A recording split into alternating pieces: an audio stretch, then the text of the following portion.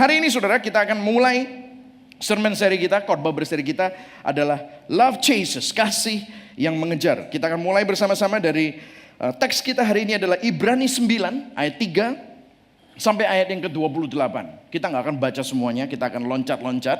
Tetapi saya mau saudara bisa menyimak dan saudara akan melihat ini semua. Oke, kita akan baca sama-sama. Kita baca sama-sama yuk. 1, 2, 3. Di belakang tirai yang kedua terdapat suatu kemah lagi yang disebut apa saudara? Tempat yang maha kudus. Ini adalah kemah yang kedua. Kemah yang pertama adalah tempat kudus. Ya, ruang kudus. Terus kemudian di situ 1, 2, 3. Di situ terdapat mezbah pembakaran ukupan dari emas dan tabur perjanjian yang seluruhnya disalut dengan emas. Dan di dalam tabur perjanjian itu tersimpan buli-buli emas berisi apa saudara? Yang pertama mana? Tongkat Harun yang pernah bertunas, loh-loh batu yang bertuliskan perjanjian, dan di atasnya kedua kerub kemuliaan yang menaungi tutup pendamaian, saudara. Kemudian saya akan bacakan buat saudara, karena saya nggak mau saudara terlalu nanti haus, saudara cari minum, saudara ya. Saya aja yang bacakan. Ke dalam kemah yang kedua hanya siapa saudara? Imam besar yang masuk sekali setahun dan harus dengan darah yang ia persembahkan karena dirinya sendiri. Kenapa? Imam besar itu berdosa dirinya sendiri dan karena pelanggaran-pelanggaran yang dibuat oleh umatnya. Jadi dia mewakili umat Israel masuk ke ruang Maha Kudus untuk minta ampun atas pelanggaran dosanya. Wih, serem banget saudara. Dengan ini Roh Kudus menyatakan bahwa jalan ke tempat yang kudus itu belum terbuka. Waktu itu belum terbuka saudara. Selama kemah yang pertama itu masih ada. Itu adalah kiasan masa sekarang, sesuai dengan itu dipersembahkan korban dan persembahan yang tidak dapat menyempurnakan mereka yang mempersembahkannya menurut hati nurani mereka. Karena semuanya itu di samping makanan, minuman dan berbagai macam pembasuhan hanyalah peraturan-peraturan untuk hidup insani yang hanya berlaku sampai tibanya waktu pembaharuan. Kemudian kita akan loncat langsung masuk ke ayat 24. Ini saudara, ini adalah kiasan dan ini adalah penjelasan dari semuanya itu saudara. Simbolismenya ini adalah ini.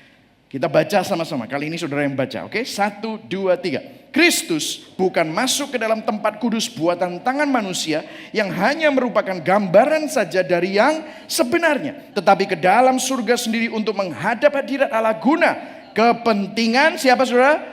Kita. Saya baca saudara gak usah baca lagi. Dan ia bukan masuk untuk berulang-ulang mempersembahkan dirinya sendiri. Sebagaimana imam besar setiap tahun, harus masuk setiap tahun saudara.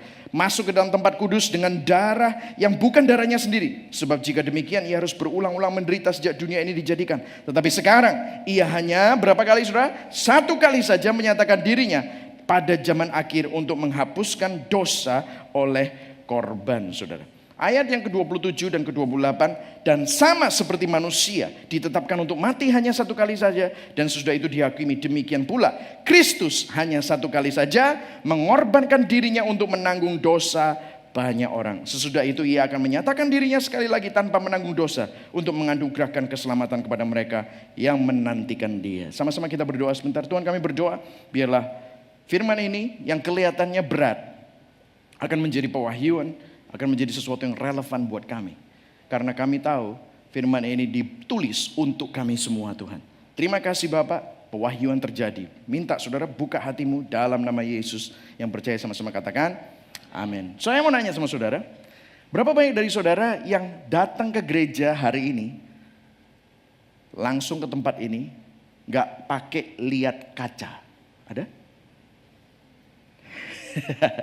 Saudara pasti lihat kaca. Saya ngeliat teman saya Jerry sama istrinya. Kayaknya Jerry nggak lihat kaca mungkin ya, nggak tahu. Saudara, true man, mungkin seorang laki-laki jantan. Mungkin dia bangun tidur, mandi, pakai baju, langsung berangkat, nggak pakai lihat kaca, saudara. Woi, makanya nggak pakai cukuran begitu, saudara. Saya meskipun nggak ada rambutnya, saya masih lihat kaca, saudara. Bahkan saya suka memanfaatkan kaca gitu saudara. Kalaupun lewat di sebelah mobilnya ada ininya, filmnya, kaca filmnya, saya memanfaatkan kaca film itu untuk melihat diri saya sendiri. No, I'm just kidding, oke? Tapi kita semua suka lihat kaca, iya atau iya saudara? Ya pastilah, kita semua butuh kaca gitu saudara ya. Kalau saya terus terang wanna make sure kalau saya tidak punya sesuatu yang memalukan. Apalagi saya berdiri di depan ratusan orang sehingga saudara tidak mendengarkan message saya tetapi melihat baju saya yang mencong gitu saudara misalnya ya. Saya pernah. Ini cerita beneran saudara. Saya main pantomim saudara. Main pantomim terus udah gitu habis selesai main pantomim orang tepuk tangan sampai berdiri saudara. Tepuk tangan saya berdiri itu waktu itu SMA saudara. Habis itu selesai saya salaman sama 5 orang. Orang yang kelima akhirnya ada yang jujur sama saya. Pak, luar biasa, bukan Pak, bro, luar biasa banget pantomimnya bro. Tapi sayang, resletingmu buka bro. Saya main pantomim, resleting saya ini buka. Terus dibilang, ketok putih bro. Saya pakai celana hitam saudara. Waduh, saya malunya setengah mati. Karena itu sudah itu, saya selalu make sure kemana-mana saya trauma, saya make sure resleting saya ketutup saudara. Saya juga pernah pergi, terus ini kancing saya nggak pas saudara. Jadi mencong saudara, saya jalan-jalan gitu. Bro, lu dari mana bro? Kayaknya kacau begitu saudara ya. Jadi jadi saya ini butuh kaca saudara.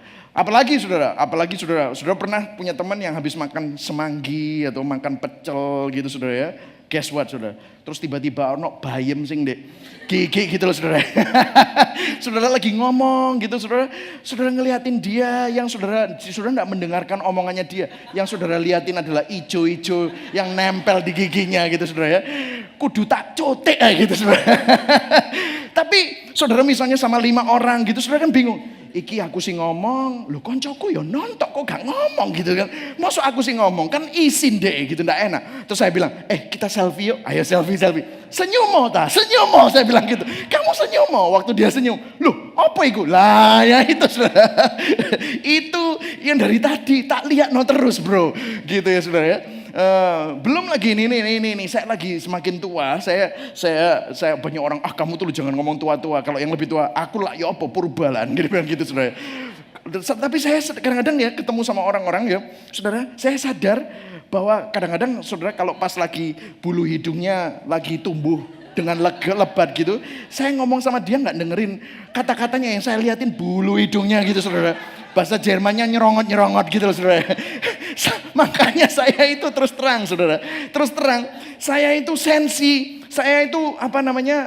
banget. Kalau saya sebelum pergi saya lihat gitu saudara, ada yang nyerongot nggak gitu. Kalau banyak sekalian ya sudah apa-apa. Kadang-kadang cuma satu gawil-gawil gitu saudara. Buencano gitu saudara. Saya sampai kadang-kadang makanya sebelum ngomong sama orang saya gitu saudara, nggak ada kaca, makanya perlu lihat kaca saudara ya. Cermin ini luar biasa saudara, sangat diperlukan sekali. Kadang-kadang kita ini nggak sadar begitu pentingnya cermin gitu ya saudara ya. Makanya saya kemana-mana pasti make sure cermin ini menunjukkan kepada kita apa yang kurang, apa yang salah, apa yang perlu dibetulkan. Iya nggak saudara? Kadang-kadang kita ngelihat sesuatu yang funny gitu, tapi makanya kita butuh cermin. Tapi saudara, ini ada hubungannya dengan firman Tuhan, of course. Saya mestinya kepingin, kalau kita lihat cermin itu gak akan ada gunanya. Misalnya saya lihat cermin ini, terus saya menemukan bahwa ada bayem yang nempel di gigi saya. Tapi habis itu saya pergi dan bayemnya gak diapa-apain. Apakah kira-kira cermin ini bisa nyotek bayam yang ada di gigimu saudara? Gak bisa. Cermin ini hanya bisa menunjukkan apa yang kurang. Iya tuh ya saudara. Cermin ini hanya bisa menunjukkan apa yang perlu dibetulkan. Tapi kalau saudara tidak melakukannya, ya tetap aja saudara, tetap ada yang nempel. Iya gak saudara? Cermin ini hanya bisa menunjukkan, selerakanku buka. Gitu saudara. Ya kan? Tapi kalau saya nggak nyelerek, apakah bisa nyelerek sendiri? Ya nggak bisa, saudara. Ya kan, saudara? Begitu juga firman Tuhan. Tahukah saudara, firman Tuhan adalah seperti cermin buat kehidupan kita.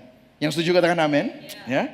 Karena kalau saudara baca firman Tuhan, saudara akan melihat semua kebusukan, semua dosa, semua kelemahan, semua kekurangan kita, semua yang tidak baik dari kita, itu terlihat.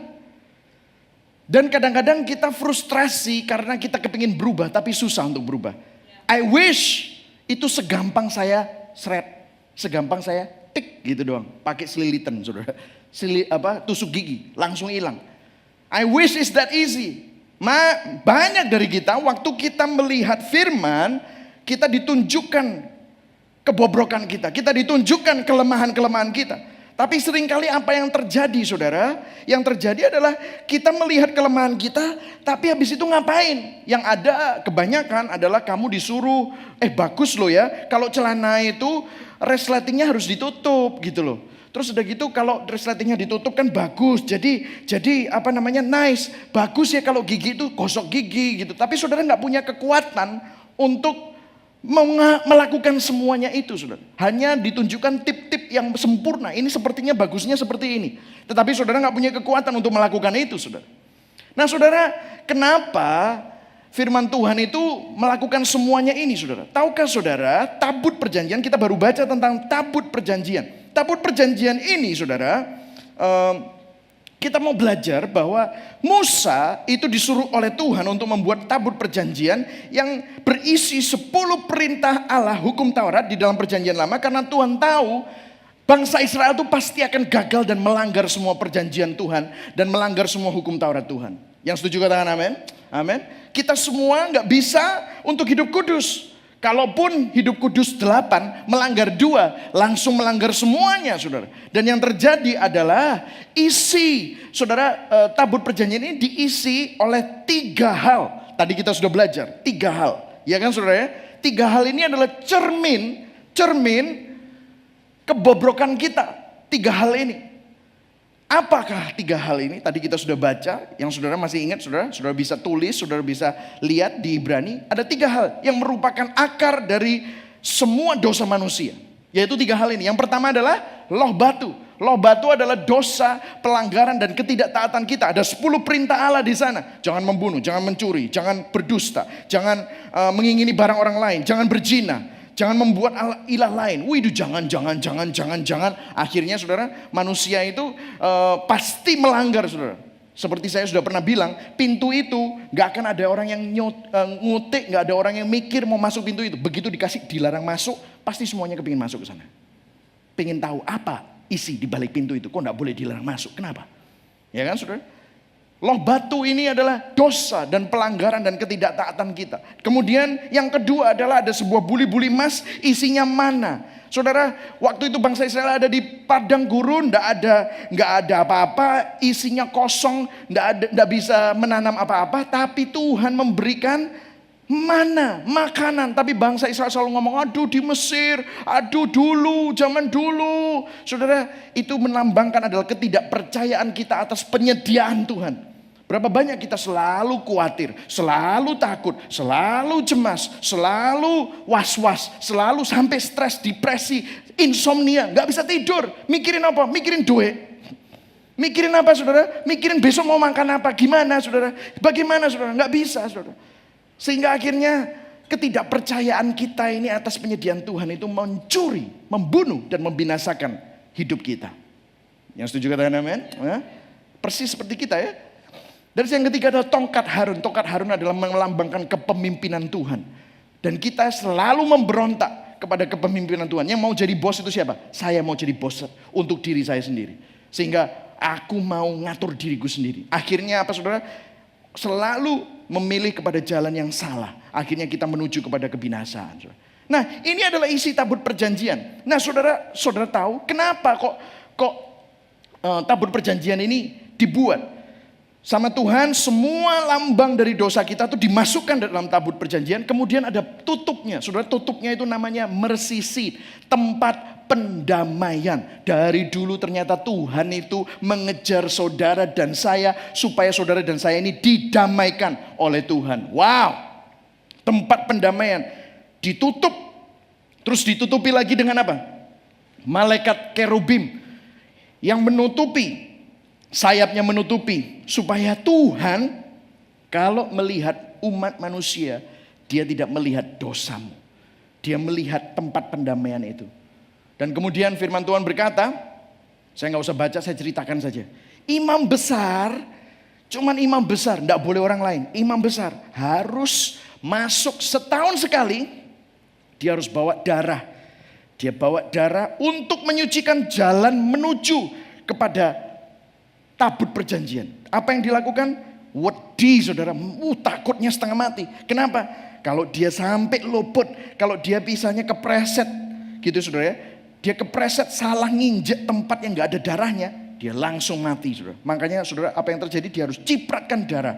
Dia lewat situ, cipratkan darah lagi, dia harus lewat sana, cipratkan darah lagi, lewat sana. Sampai akhirnya dia di depan tabut perjanjian dan dia harus cipratkan darah 7 kali. Darah anak domba yang tidak bercacat dan tidak bercela. Sehingga Tuhan waktu ketemu dengan imam besar, dia tidak menghukum umat Tuhan karena dosa. Tapi yang dia lihat adalah dosa itu di cover oleh darah, dilapisi oleh darah.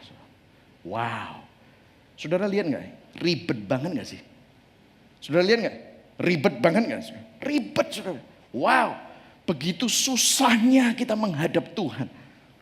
Tapi saya ada kabar baik buat kita semua. Katakan sama-sama kabar baik. Amin.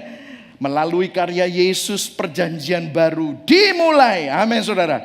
Karena begitu besar kasih Allah akan dunia ini sehingga dia mengaruniakan anaknya yang tunggal. Supaya barang siapa yang percaya kepadanya tidak binasa, tetapi beroleh hidup yang kekal. Yesus, firman Tuhan berkata dia adalah imam besar itu saudara.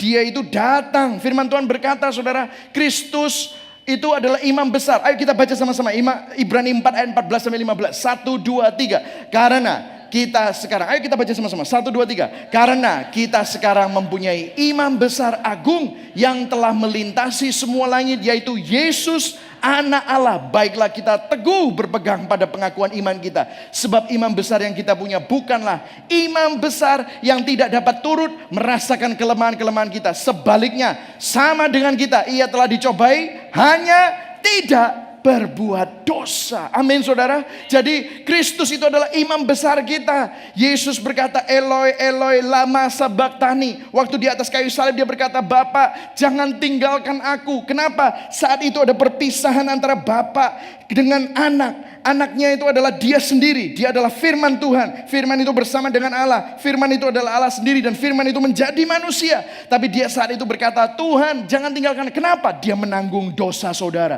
Dia menanggung pemberontakan saudara. Dia menanggung ketidakpercayaan saudara. Dia menanggung dosa-dosa dan pelanggaran kita semua dan ketidaktaatan kita. Dan saat dia menanggung itu, dia menanggungnya sampai akhir. Sampai di mana dia berkata, sudah selesai. Dan saat itu tuh ada gempa bumi yang luar biasa sehingga tabir yang memisahkan antara ruang kudus dan ruang maha kudus itu sobek menjadi 2. Sekarang jalan masuk itu sudah ada melalui karya Tuhan Yesus Kristus. Amin saudara. Berikan tepuk tangan yang paling meriah saudara.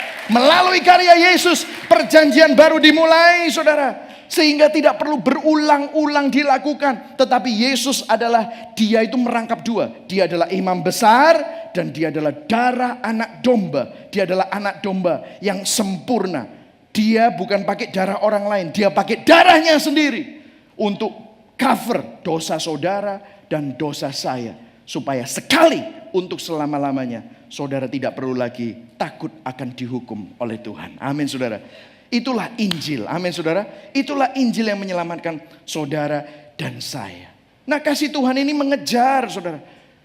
Dibilang bahwa Kristus bukan masuk ke dalam tempat kudus buatan tangan manusia. Tetapi ke dalam surga sendiri untuk menghadap hadirat Tuhan. Guna siapa saudara? Kepentingan kita. Katakan kepentingan saya. Wow. Saudara dan saya punya pembela yang luar biasa. Pembela itu rela mengorbankan dirinya untuk saudara. Amin saudara. Sekarang saudara, 1 kali saja menyatakan dirinya. Saat ini saudara, kalau saudara berada di dalam Yesus, saudara aman. Saudara diampuni. Barang siapa yang ada di dalam Yesus, dia adalah ciptaan yang baru. Yang lama sudah berlalu, yang baru sudah datang. Amin saudara. Saudara kalau ada di dalam Yesus, kalau saudara belum ada di dalam Yesus, saya berdoa supaya saudara tidak lagi hidup dengan penuh ketakutan. Saudara, tidak enak loh saudara, hidup dengan dosa, pelanggaran, ketidakpercayaan, pemberontakan. Saudara hidupnya gak bisa tidur saudara. Saya ketemu dengan banyak orang yang kalau tidur aja mesti minum Xanax saudara. Tidur aja perlu minum alkohol supaya bisa tidur saudara. Waduh sedih sekali saudara. Tapi hari ini kita bersyukur bahwa kasih Tuhan mengejar saudara dan saya. Yang setuju katakan amin. Kasih Tuhan mengejar saudara. Dia yang tidak mengenal dosa menjadi dosa supaya saudara dan saya yang berdosa tidak lagi berdosa. Tetapi kita adalah kebenaran Allah di dalam Yesus Kristus. Yang setuju katakan amin. Amin saudara. Saudara ini perlu disyukuri. Nah Setelah kita tahu ini, terus gimana? Untuk apa? Ribet banget kan saudara? Tuhan melakukan semua ini, memberikan saudara kemenangan. Untuk apa sih ribet banget? Untuk saudara diampuni, that's it. Di sini saudara, biasanya kita seringkali stop di sini. Tapi hari ini saya ingin mengajak kita untuk nggak stop di sini saudara. Karena ini adalah justification. Tapi Tuhan ingin membawa kita pada sanctification. Yaitu disucikan supaya kita ini menjadi serupa dengan Kristus. Saudara, apa yang terjadi? Gini ya saudara, sekali lagi. Kita akan melihat cermin. Saudara melihat, waktu saudara melihat diri saudara dengan firman Tuhan, saudara akan melihat, wah, aku ini punya, saudara melihat ya, dengar firman, wah, Pak, firmannya kena aku Pak. Wah, sering ngomong gitu saudara ya, saya pendeta suka diomongin gitu. Kena apa nih Pak? Kena waplok aku Pak. Loh, saya nggak kesana loh Pak, ngaplok Bapak. Ya, tapi gini loh Pak, kena Pak, egoku ini kena Pak. Wah, saudara ada ego. Tapi Bapak itu tadi ngomong tentang kasih karunia Tuhan. Aduh, terima kasih Tuhan itu baik ya. Tuhan itu mengampuni. Nah saudara, ego saudara besar. Tapi saudara karena kasih karunia Tuhan, saudara sadar. Saudara diterima oleh Tuhan. Saudara diampuni oleh Tuhan. Setuju? Amin. Ada yang ngomong, waduh Pak, aku ini orang gagal. Tapi kamsya Tuhan, aku ini punya Tuhan yang tidak pernah gagal. Puji Tuhan saudara. Tapi saudara, minggu depan egonya tidak hilang. Masih ada saudara. Keluar lagi egonya. Belum lagi yang pemarah. Nah ini nih, tukang ngamuk misalnya saudara. Belum lagi apa? You name it. Iri hati. Jealous. Coba membandingkan diri saudara dengan orang lain. Dan selalu gak pernah puas. Kamu harus menunjukkan. Apalagi. Nah semua itu saudara. Tiap kali kita dengar firman Tuhan, kena kan saudara. Deng. Biasanya kita berhenti di situ, makanya udah kamu minta ampun. Udahlah, biasanya solusinya begini. Kamu pelayanan wis. Langsung ketawa ya. Kenapa? Itu klise, semua orang bilang gitu.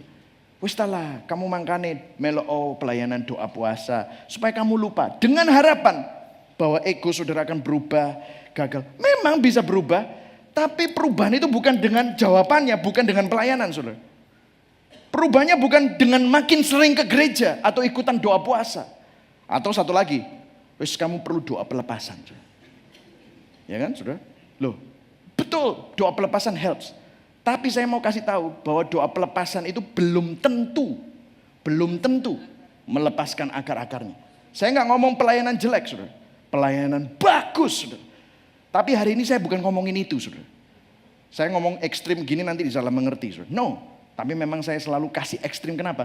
Karena jawabannya bukan di situ. Jawabannya adalah Kristus. Amin saudara. Jawabannya adalah Yesus. Amin saudara. Itu adalah jawaban dari segala jawaban. Amin saudara. Apa yang terjadi saudara? Hari ini saya ingin mengajak istri saya untuk bisa menunjukkan kesaksiannya. Supaya saudara bisa melihat apa yang terjadi dalam hidupnya. Dia mengalami anoreksia. Tepuk tangan dulu dong buat istri saya yang paling cantik ini saudara. Ya. Dia mengalami kondisi penyakit psikologi yang namanya anoreksia beberapa tahun yang lalu. Waktu kita melahirkan anak yang pertama dan dia sempat mengalami itu. Dan bagaimana Tuhan melalui kasih karunia-Nya bisa menyembuhkan. Karena yang paling penting adalah saat kita mengakui bahwa kita mempunyai kelemahan dan kita mau untuk menghadapi kelemahan itu. Sehingga Kristus, saya nggak mau cuman hanya teori.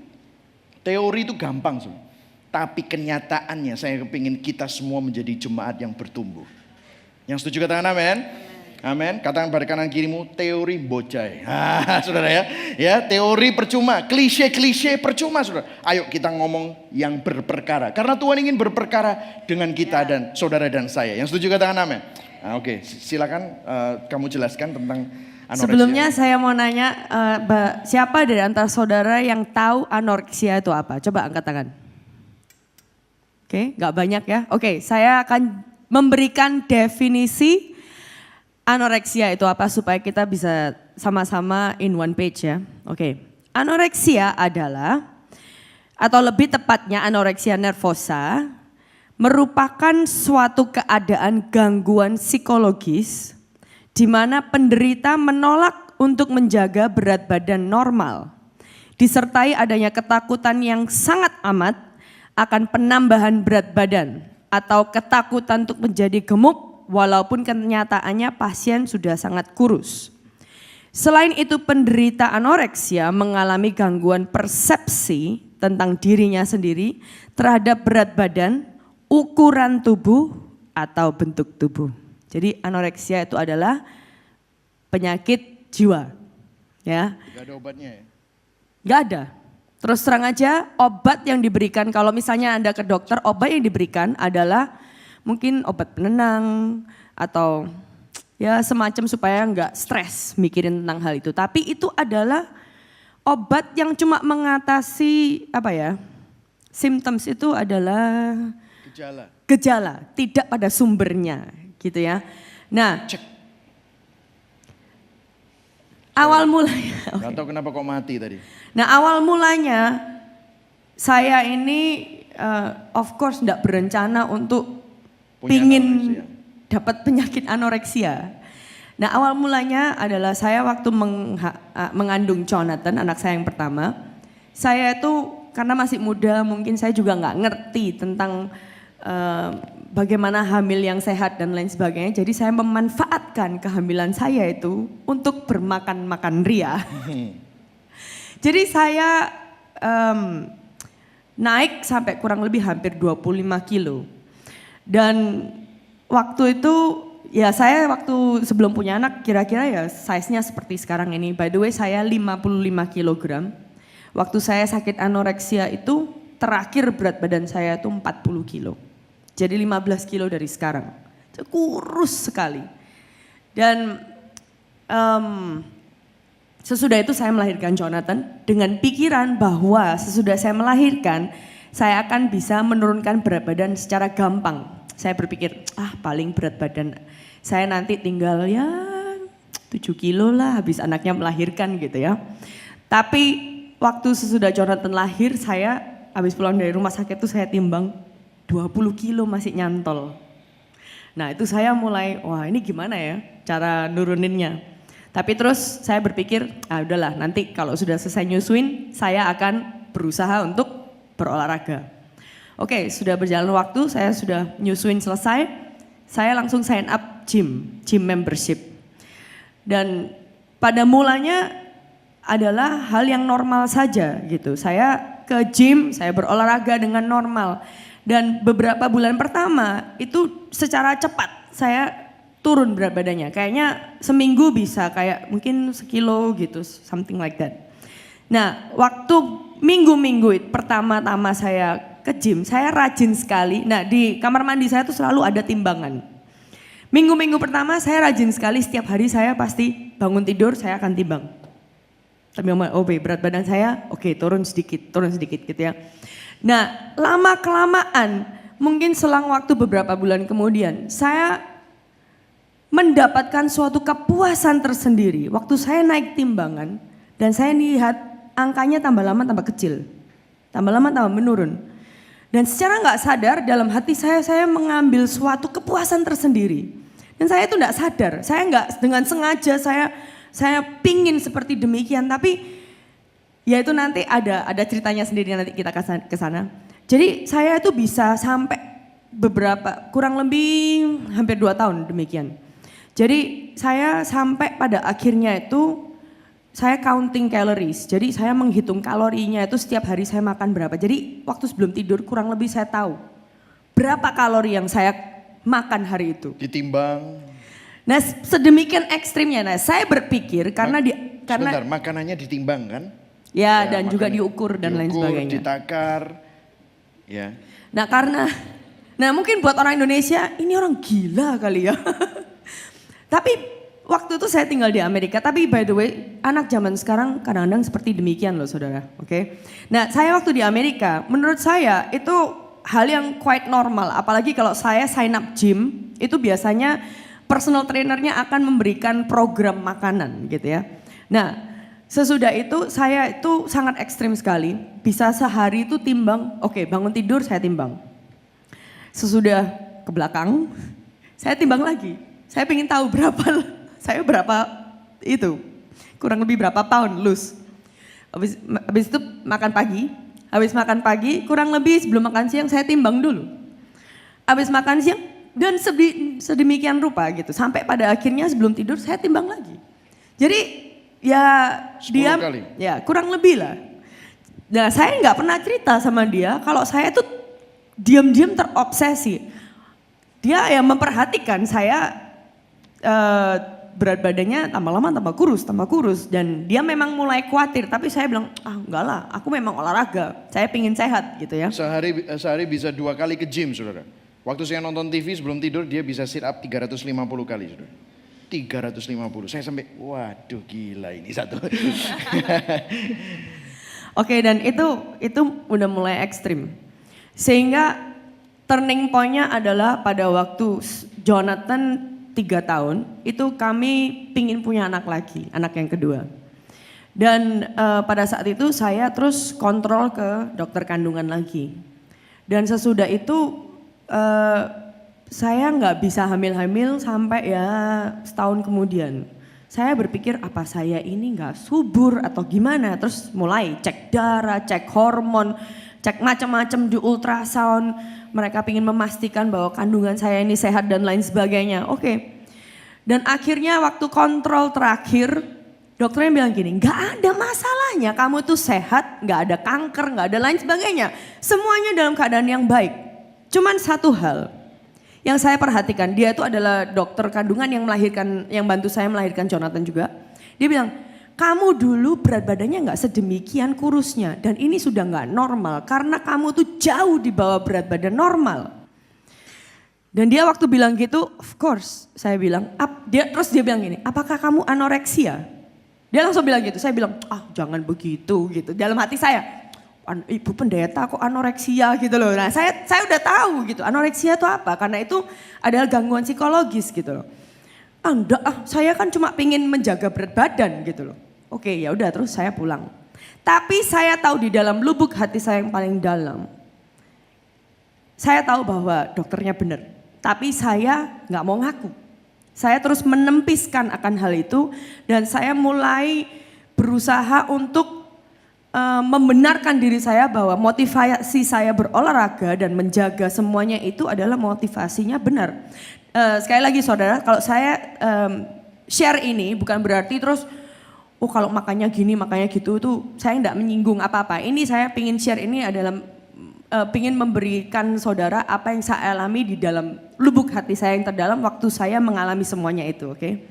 Jadi sesudah itu, sudah terus suatu hari di gereja ada retreat. Saya ikutan pergi retreat. Dan waktu itu di sesi tertentu satu pendeta ini ngomong gini, dia bercerita tentang identitas kita dalam Kristus.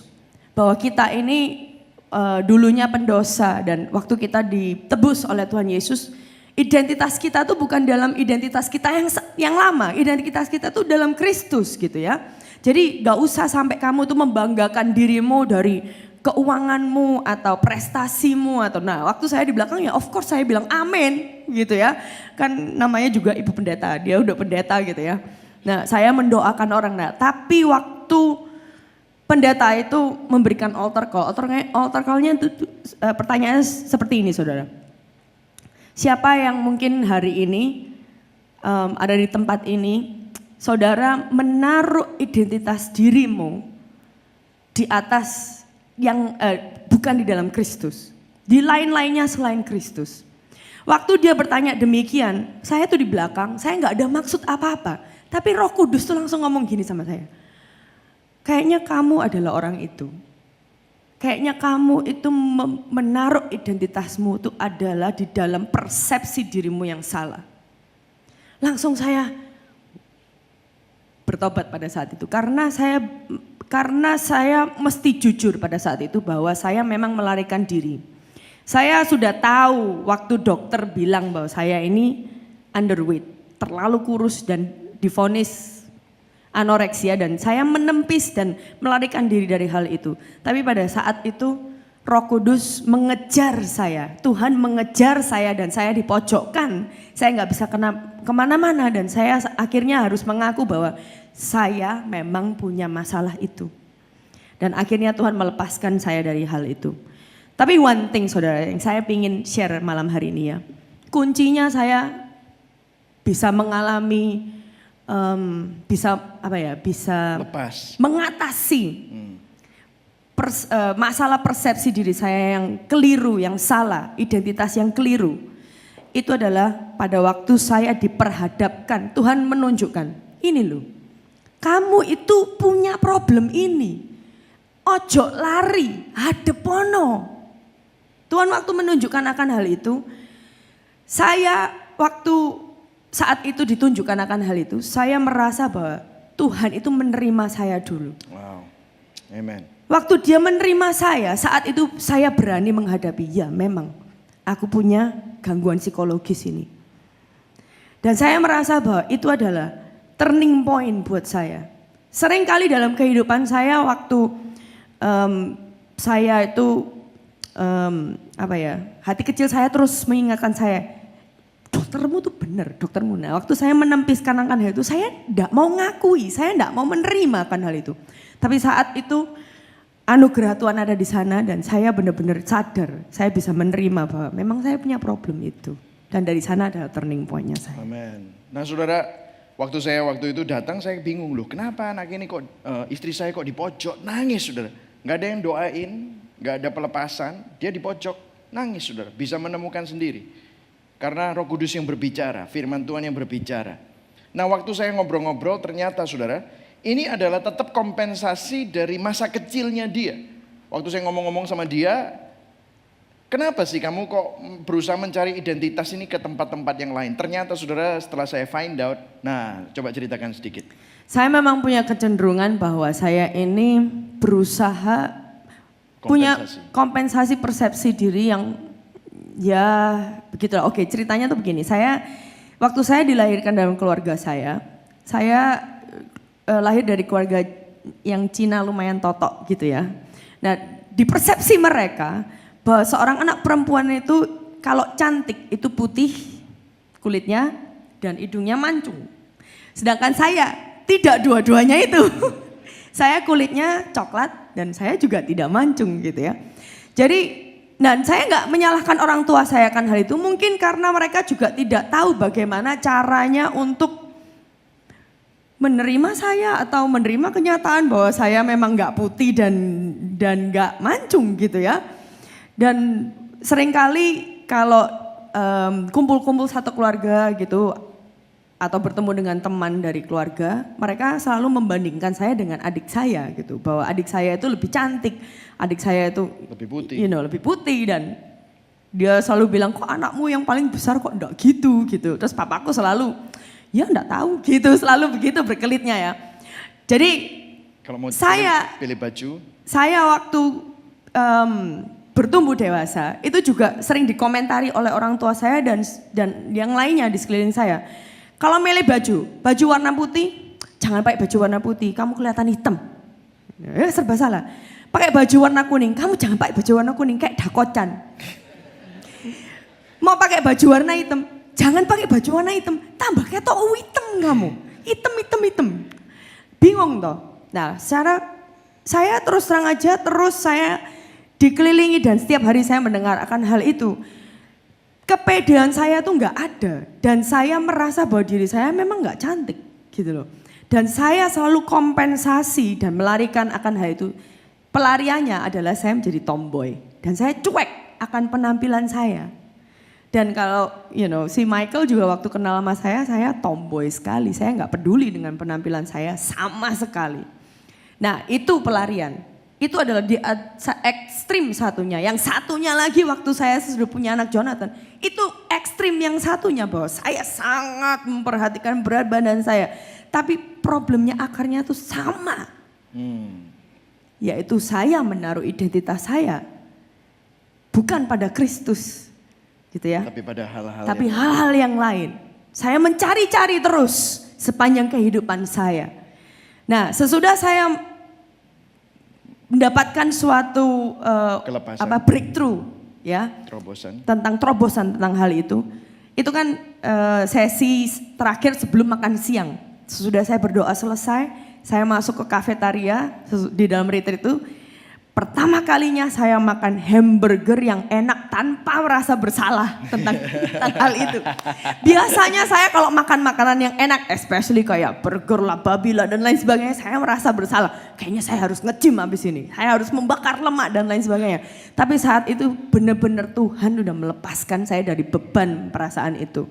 Dan waktu saya pulang, Amin, ya, amin, amin. puji Tuhan. Tahu nggak saudara, waktu saya pulang, bukan berarti nggak ada godaan loh. Saya pulang ada godaan. Di kamar mandi ada timbangan. Dan setiap kali saya lewat ada satu suara yang ngomong, kamu nggak perlu timbang tah. Tapi ada suatu suara yang dulunya saya nggak pernah dengar. Tapi ini mulai muncul waktu saya benar-benar menerima bahwa saya punya problem itu. Roh Kudus yang bicara gini, nggak perlu. Kamu loh, enggak apa-apa, kamu sehat, enggak perlu kamu timbang terus. Ya udah saya lewatin. Dan sejak saat itu saya pelan-pelan saya bisa menerima diri saya bisa mencintai diri saya, bagaimana Tuhan menciptakan saya dan lain sebagainya. Wow, amen, amen. Saking dicintainya saudara dapat suami yang suka yang hitam dan tidak mancung saudara. Wow. Amin saudara. Saya ingin nambahin sedikit ya. Jadi dari semuanya ini saudara, cerita semuanya ini, saya percaya bahwa waktu Tuhan, tadi kan udah diceritakan ya, Tuhan itu memberikan kasih karunia-Nya kepada kita, menebus kita. Kuncinya dia itu menerima. Dia menerima kita semua. Dia tahu betapa bobroknya kita. Seringkali yang tidak bisa menerima kebobrokan kita itu adalah kita sendiri. Amin. Karena kenapa? Kita malu. Manusia itu malu kalau diperhadapkan oleh kelemahan kita, kekurangan kita. Kalau bisa kita ditutupin dengan yang lain-lainnya, kegiatan-kegiatan yang lainnya. Supaya kita diselimurno, enggak mikir tentang hal itu. Atau supaya orang lain enggak tahu bahwa kita punya problem itu. Tapi saya punya berita yang baik malam hari ini. Tuhan menerima kita apa adanya. Wow, amen, amen. Kasih karunia Tuhan itu menerima kita apa adanya. Sehingga waktu saudara pulang keluar dari tempat ini, waktu saudara menghadapi problem demi problem. Misalnya saudara marah, cepat emosi dan lain sebagainya. Saudara marah itu buah dari problem yang ada dalam hati kita. Dan kalau saudara telusuri, karena saudara adalah penerima kasih karunia, saudara bisa menghadapi problem yang lebih dalam dari cuma karakter flaw, kayak pemarah. Saudara punya, aku marah mungkin aku iri hati. Aku marah mungkin karena aku tersinggung. Itu kan malu diakui. Tapi karena Tuhan sudah menerima, saudara ya aku memang punya kelemahan, Tuhan bantu aku Tuhan. Saya percaya itu adalah kunci dari suatu kelepasan. Amen, amen. Berikan tepuk tangan Tuhan. Wow, betapa luar biasa kesaksiannya saudara. Amin saudara. Jadi waktu saudara menghadapi, saudara bisa, kalau istri saya tadi anoreksia, saudara bisa name it. Apa itu? Apakah itu kegagalan? Apakah itu kecanduan? Apakah itu narkoba? Apakah itu marah, iri hati, gosip? Saudara membandingkan diri saudara dengan orang lain. Itu sama saudara. Itu semua gak ada obatnya kecuali Yesus yang menerima saudara. Sehingga saudara punya. Tuhan Yesus gak cuma hanya mau mengampuni saudara. Dia ingin saudara mempunyai kuasa untuk mengatasi dan mengalahkan semua dosa saudara. Amin saudara. Dia ingin saudara hidup bebas. Jadi waktu saudara ketemu dengan ego saudara. Tahu gak Tuhan Yesus itu melakukan apa? Dia menerima saudara apa adanya. Dia sepertinya menghapus semuanya ini. Hey. Kamu ini bukan orang yang pemarah. Tapi kamu orang yang sabar. Saudara punya dendam. Saudara ketemu dengan dendam saudara. Dihapus sama dia. Kamu adalah orang yang bisa mengampuni. Amin saudara. Saudara punya apa? Iri hati. Saudara merasa gak berharga. Di situ dia hapus semua keminderan saudara.